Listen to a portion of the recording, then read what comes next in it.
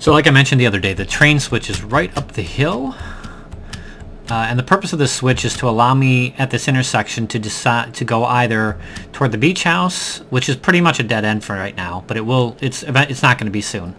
Or I can go around the, basically this is, as I mentioned, this is a huge rectangle, but if I want to go clockwise around it, I can go toward the mountain house this way, or if I'm coming from those other two, I want to be able to go toward the machine complex or the beach house. You get the idea. So I need to be able to decide right here which of the three ways I want to go from every direction. So there has to be 3 levers. Now this looks really complicated, but it's not as complicated as it looks, because only this portion, the thing that controls this piece of track, is just this section right here that runs across and then back down underneath. It's all red right now, and it comes back to this torch. So when that torch is lit, when that's lit, this is lit, and it pulls the track in a certain direction. If I throw any of these switches at all, you can see the switch generates power. So when I throw the switch, any of them, it inverts this and shuts this torch off.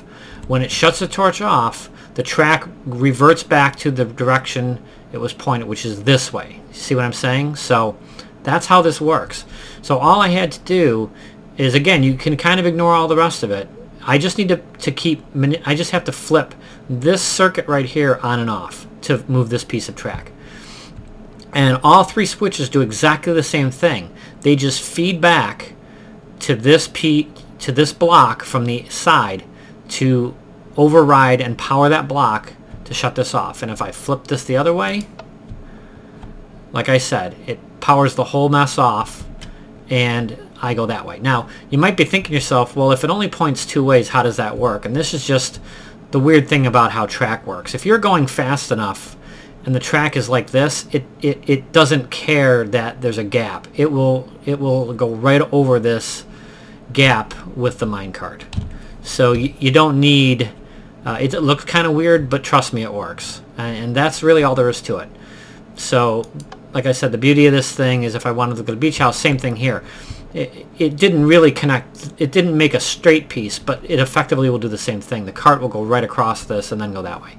So that's how it works, and it's probably could be a lot prettier than it is, and I could have enclosed it maybe in some boxes, or enclose the whole thing so you can't see all the redstone, but then I wouldn't be able to show you how it worked. And honestly, I just wanted it to work. I really didn't care if it looked good or not.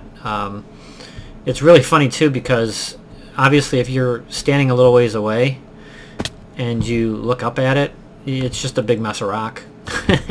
So yeah, I mean, I don't know, maybe I'll cover it someday. I could build like a fake switching house station-y kind of thing maybe around it, like a building that would hide all that, but for now, it works. So that's the train switch. It's one of the ways I've used redstone. It's one of the real cool ones. You can see that big elaborate monster thing uses a lot of redstone to power dispensers to make it work.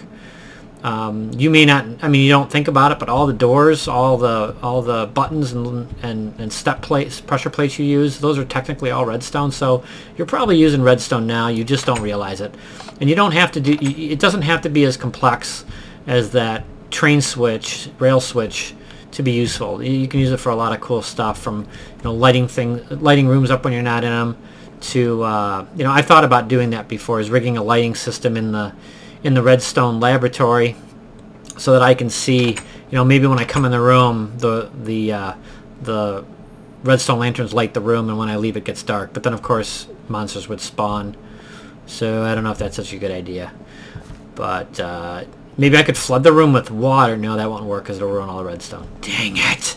Dang it! Anyway, that's that for now, and I'd love to show you some more stuff. I've got some more redstone test pieces set up in the laboratory, and maybe I'll show you how some of those work. It's just kind of playing with the same ideas and making slightly more complicated circuits and switches and all that kind of good stuff. So I hope you like the train switch, and I hope that makes you want to play with redstone. And if you have any questions, certainly let me know.